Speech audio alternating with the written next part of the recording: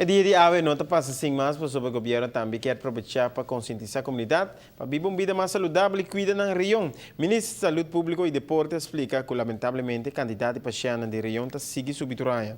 Causa número 1 de enfermidade aqui tem a ver com suco alto e causa número 2 está pressão alto.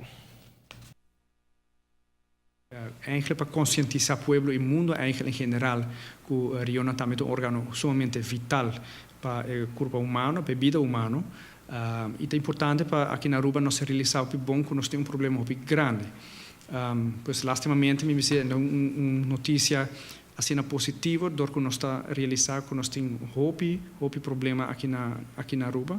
Nós temos hope paciente e paciente que está a quantidade de pacientes que tem necessidade de hemodiálise está crescendo enormemente.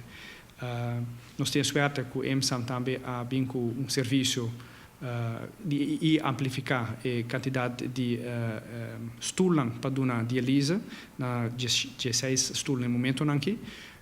Assim está durante um tiquiro seia para rato, pero o prognóstico não está que em curto tempo, esse para 2020 acaba, nós também temos excesso na paciente que também requer diálise, de tal maneira que ele custa nosso budget vários milhões para assim nós ubicar tudo aqui.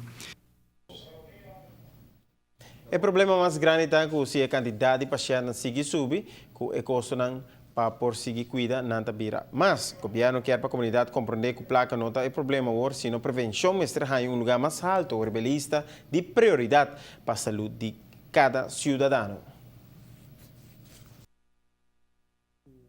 Placa não também tem solução. A solução também queda, mas que agora bisado no passado que a prevenção.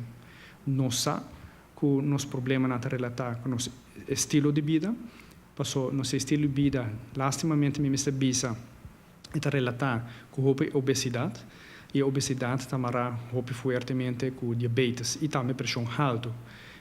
Netamente, é duas malezas aqui, é uma coisa caucionar o dano na região e o pibiata culminar com o paciente também tem mestre de hemodiálise.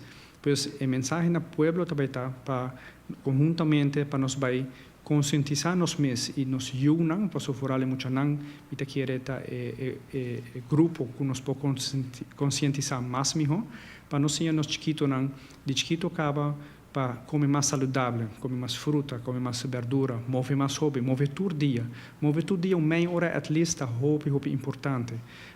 Regular o peso, por normalizar o peso. Normalizando o peso, viaja, então onde forma onde com paciente diabetes tem quase não tem mais de remédio, por isso o diabetes lo também regular.